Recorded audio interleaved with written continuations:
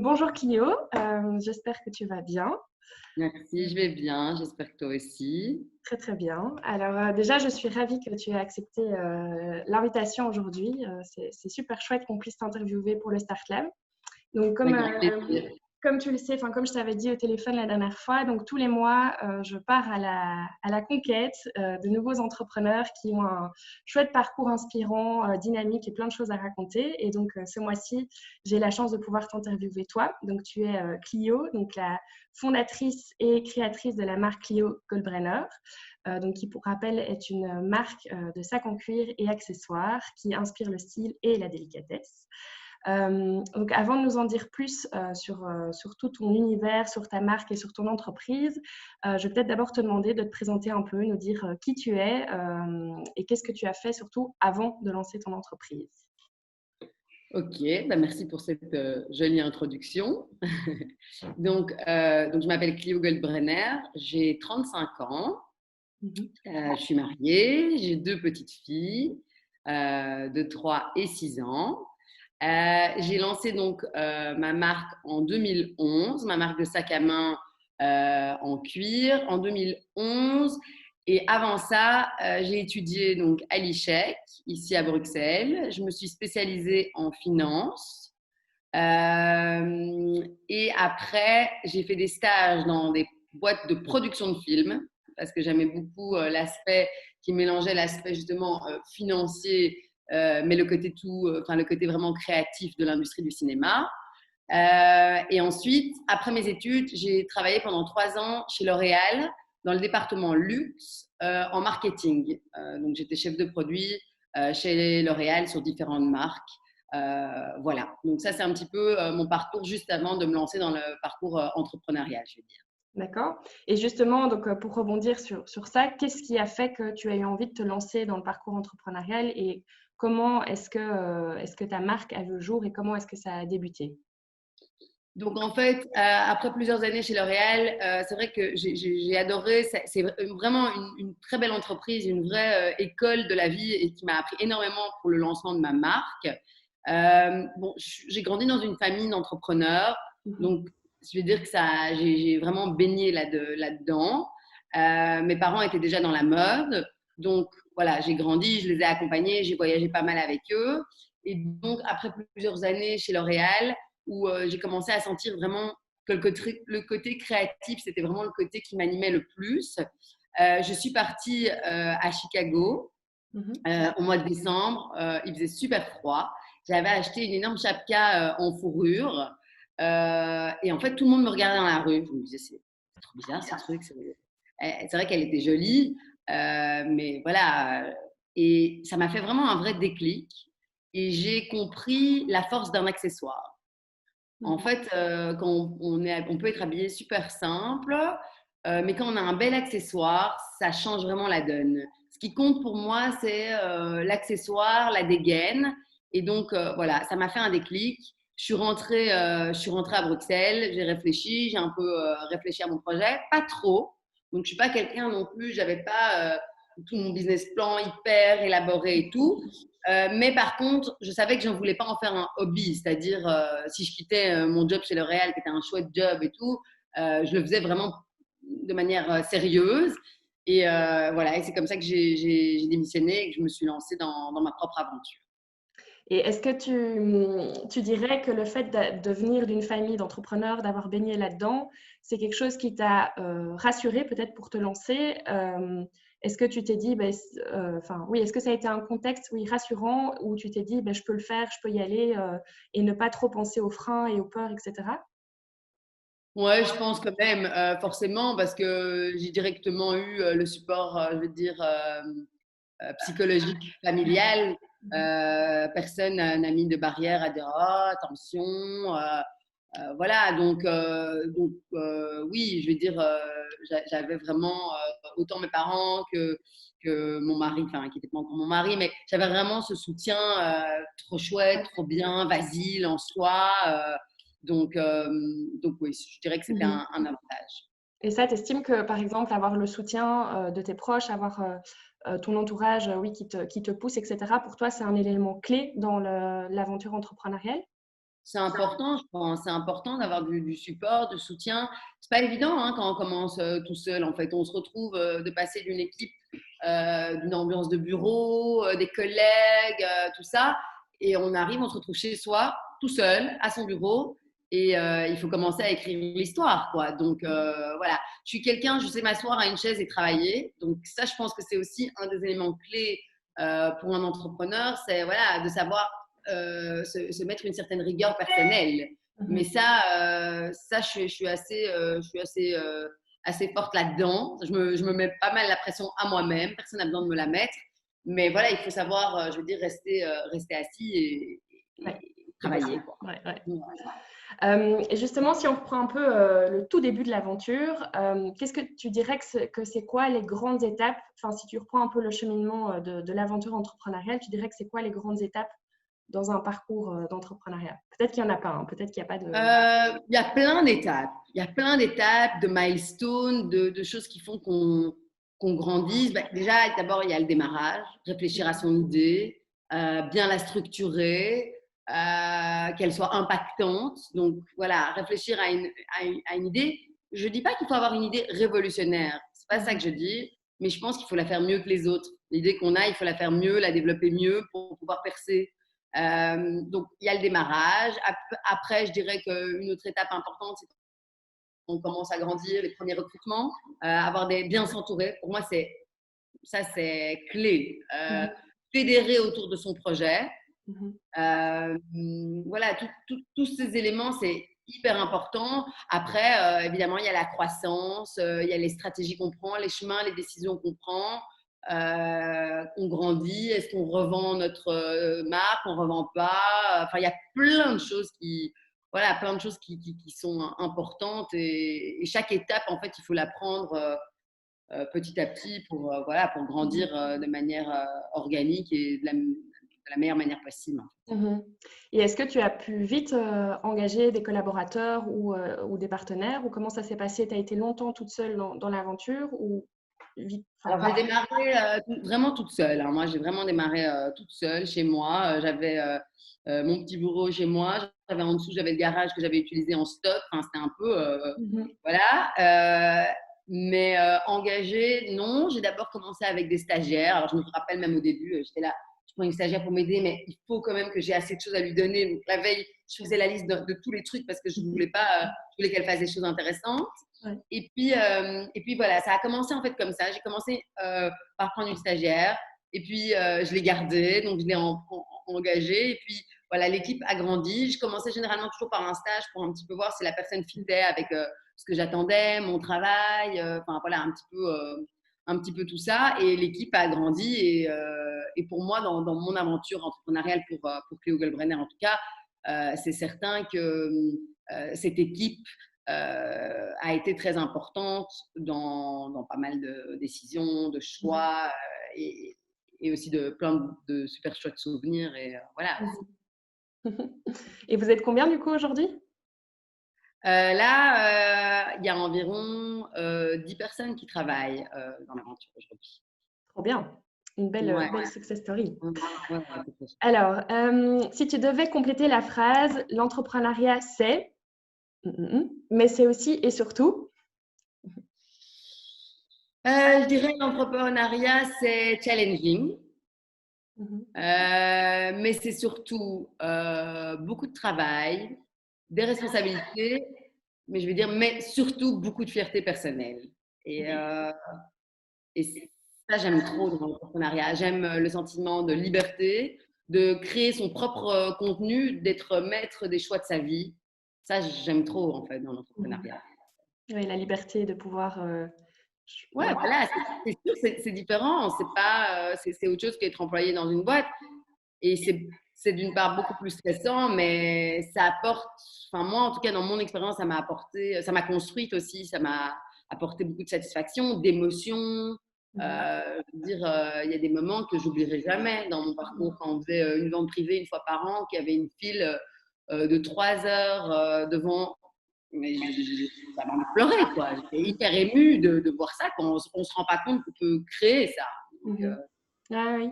Ben justement, je vais rebondir là-dessus parce que donc, ma prochaine question, c'est Donc, tu as vraiment réussi à fédérer une grande communauté autour de ta marque, tu as réussi à l'internationaliser aussi. Et donc, est-ce que tu estimes qu'il y a des choses en marketing et vente qui ont plus fonctionné que d'autres? Enfin, est-ce que tu estimes que ce succès, c'est en lien avec tout le marketing et les techniques de vente que tu as mis autour? Ou quel est le petit secret que tu as réussi justement à... Enfin, s'il y en a un, peut-être que tu ne le sais pas encore aujourd'hui. Il est difficile de déceler exactement les petits secrets. Hein. On aimerait bien les partager. Et aujourd'hui, on en parlera tout à l'heure, je suis vachement dans le partage, dans ma nouvelle activité, Labo Clio Goldbrenner. Mais il y a plein d'éléments qu'il faut savoir mettre bout à bout. Je dirais que le premier élément au niveau commercial qui a été fort pour moi et qui m'a vachement aidé, c'est que j'ai vendu moi-même mes collections. Donc, j'ai d'abord établi la liste de tous les prospects, voilà, des boutiques multimarques dans lesquelles je voulais distribuer la marque. Et donc, j'ai commencé à téléphoner. La difficulté, c'était d'avoir le rendez-vous. Mais une fois, généralement, que j'avais le rendez-vous, ça se passait plutôt bien. Pas toujours, hein, il faut savoir se relever. J'ai des gens qui n'ont pas toujours été très agréables. Voilà. Mais donc, je dirais qu'une de mes forces a été de vendre moi-même les collections. J'y ai mis mais mon cœur, mon énergie, enfin tout quoi. Donc, qui peut vendre mieux que soi son produit? Alors après, je dis pas que c'est amené à tout le monde. Il y a des, je parle dans la mode et dans les créateurs, il y a des créateurs qui sont vraiment hyper dans la création et qui ont du mal soit à se confronter à l'acheteur et aux remarques qu'on pourrait faire parce que c'est parfois cassant, c'est parfois dur. Mais je dirais que si on a un petit peu de talent de vente, ça, ce serait mon premier conseil au niveau commercial, c'est allez vendre vous-même vos collections. Vous en parlerez tellement mieux. Oui, que n'importe Donc qui. ça, ce serait un premier type, je vais dire commercial. Au niveau marketing, au niveau image, il y a plein à faire, mais je pense qu'il faut savoir aussi refuser. C'est-à-dire que c'est vrai qu'au début, on est tenté par accepter, je veux dire, par exemple, une boutique qui veut vendre notre marque, on est hyper tenté et tout. Mais si on a en tête vraiment quel type de boutique on a envie, dans quel univers, dans quel positionnement, si on a une boutique qui ne correspond pas, il faut refuser, vraiment. Et je sais que c'est dur au début. Voilà, il faut suivre sa ligne directrice. Il faut donner envie de rêver. Il faut voir en grand. Il faut en parler. Il faut savoir bien parler de son projet rapidement. C'est-à-dire qu'il ne faut pas, si je croise quelqu'un, ah, tu fais quoi dans la vie? Je commence pas à raconter, faut pas saouler, mais il faut aller droit au but et avec les bons mots. Pour moi, le pouvoir des mots, c'est hyper important. Et voilà. Donc, rester fidèle à ses premières envies. Voilà. C'est déjà pas mal. Premier tips. Il y a de quoi appliquer. Mais donc justement, tu faisais un petit rapport à ton tout nouveau projet, donc qui est le Labo Clio Goldbrenner. Est-ce que tu peux nous en parler un peu, nous présenter, nous dire c'est quoi? Ah oui, avec plaisir. Ben oui, donc là, l'interview tombe bien parce que je viens vraiment, c'est vraiment mon tout nouveau bébé. Donc en fait, Labo Clio Goldbrenner, c'est en fait après 10 années en fait d'entrepreneuriat, j'ai envie aujourd'hui de plus me placer dans l'échange. L'échange pour soit les entrepreneurs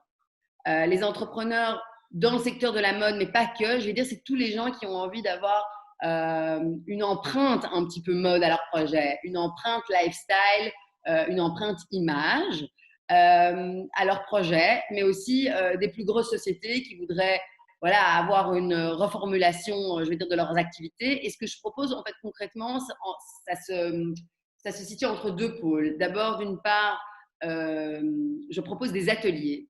Donc, des ateliers sur mesure par rapport au projet de l'entrepreneur. Donc, d'abord, je propose l'atelier Construire sa marque. Alors, construire sa marque, c'est un atelier en plusieurs séances, en one-to-one avec moi, où on va vraiment parcourir tous les fondements d'une société, en fait, d'une marque. On va parler de positionnement, on va parler de prix, on va parler de communication, de notoriété, de désirabilité, enfin plein de sujets, mais straight to the point, je vais dire. Moi, je suis quelqu'un, je ne suis pas coach, je ne suis pas consultante, je suis entrepreneur. Et voilà, j'ai envie d'aller vraiment aider sans passer par des théories et tout. Moi, c'est vraiment du concret. Ensuite, j'ai l'atelier Développer sa marque. Alors, l'atelier développer sa marque, c'est plus sur une problématique. Un entrepreneur qui a plusieurs années d'existence, mais qui a une problématique. On va pouvoir parler, je sais pas, je veux m'introduire dans le secteur wholesale, comment je fais, comment je m'y prends, comment je délègue à mes collaborateurs, comment je grandis. Enfin, on va vraiment axer sur, je vais dire, une thématique, aussi en échange d'ateliers vraiment one-to-one.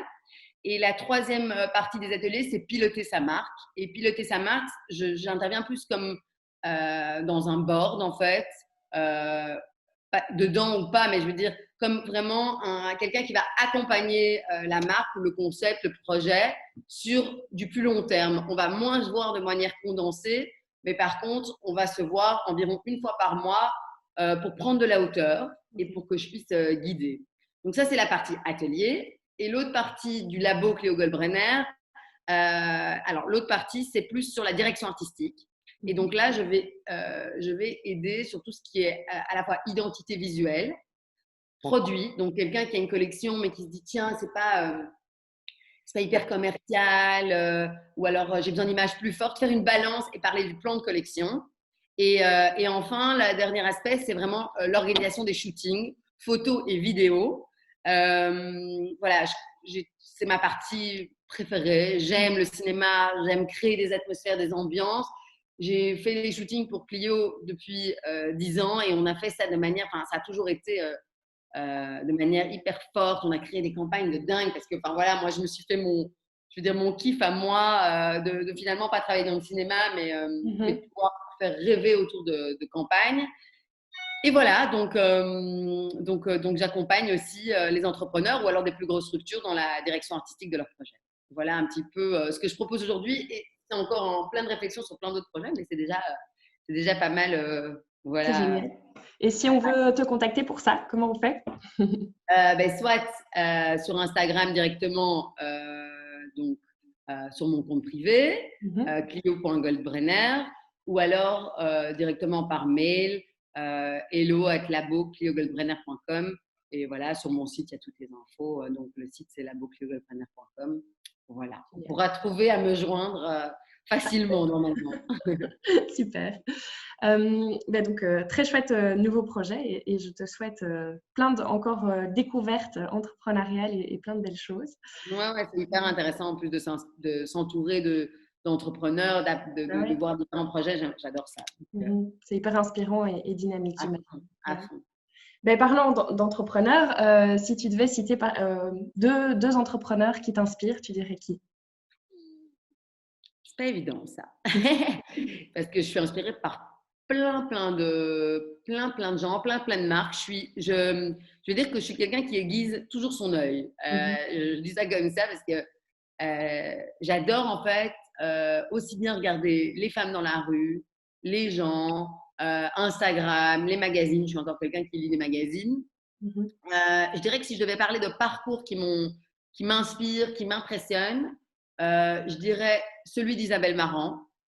Je la suis depuis mes tout débuts, en fait. Je la suis, pour moi, c'était waouh. Quand j'étais comme ça, avec mes petites valises, à aller montrer mes premières collections, vraiment, c'était une femme qui m'inspirait dans ce qu'elle véhicule, comme image, dans ce qu'elle a créé, parce qu'elle a vraiment réussi, je pense, à créer un nouveau créneau, dans la manière impactante dont elle s'est construite et construite sa marque, je veux dire. Donc, ouais, vraiment, Isabelle Marant, c'est pour moi une très belle référence. Et maintenant, je suis aussi pas mal la marque Gagny. J'adore tout ce qu'ils font. Je trouve qu'ils sont vraiment très forts en communication et très actuels, très modernes. Donc, si je devais citer deux marques, je citerais ces deux-là aujourd'hui, en tout cas. Très bien, merci. Et si tu devais citer des compétences qui, selon toi, tout entrepreneur devrait avoir, tu dirais quoi? Je dirais qu'il faut savoir rebondir. Ça, c'est un peu la clé. Il faut pouvoir arriver à encaisser, se relever, prendre tous les aspects positifs. Et quand il y a un coup plus dur, se raccrocher à ça et voilà, et essayer de grandir, voir le positif. Toujours essayer de croire en son projet et de tout faire pour y parvenir. être aussi très ouvert, rencontrer des gens, ne pas avoir peur de déranger, je vais dire. Mhm. Il ne faut pas avoir peur de déranger. Voilà, au pire, on se prend une claque, quelqu'un ne répond pas, ou voilà, c'est le pire qui peut arriver. Donc, généralement, moi, j'ai pas trop peur d'aborder les gens. Mhm. Euh, voilà, ça m'arrive qu'on me réponde pas, mais c'est pas grave. Il y en a bien qui vont répondre, il y a des portes qui vont s'ouvrir. Si on fait son petit projet dans son coin et qu'on pousse pas, qu'on n'essaye pas de faire connaître, il faut faire connaître. Mhm. Il faut faire parler de soi, parler de son aventure, son projet. Donc, voilà. Mhm. Du coup, ça rejoint un peu mon avant-dernière question. C'était un conseil à un ou une jeune qui souhaite se lancer. Du coup, ça rejoint un peu ce que tu viens de dire, mais je ne sais pas si tu as envie de dire.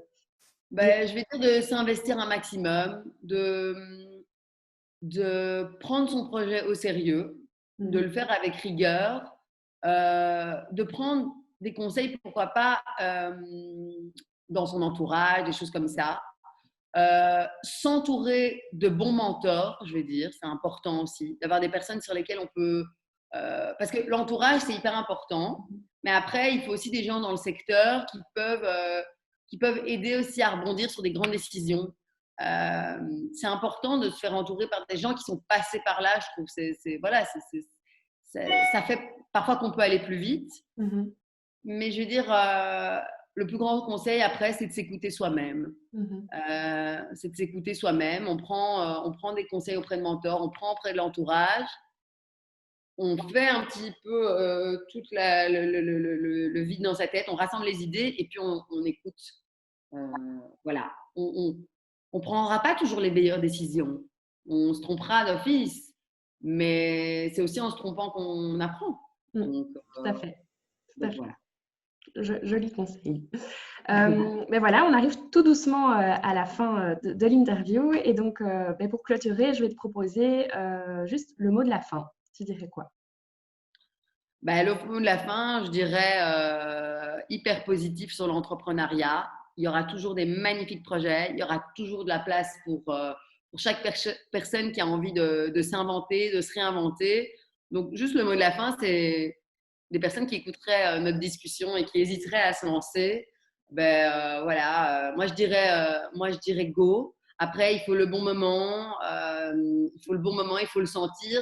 Mais quand on sent que les paramètres sont là, ben, n'hésitez pas parce que ça apporte tellement de choses et voilà, tellement de choses aussi dans la vie. Donc, Mhm. voilà, je veux dire quelque chose comme ça. C'est génial. Merci. Mais écoute, Merci à toi. un grand merci hein, en tout cas pour ton temps ce matin pour l'interview. Moi, je me suis régalée. C'était Ah ben, génial, tant mieux. Ben, moi aussi, j'adore faire ça. super inspirant.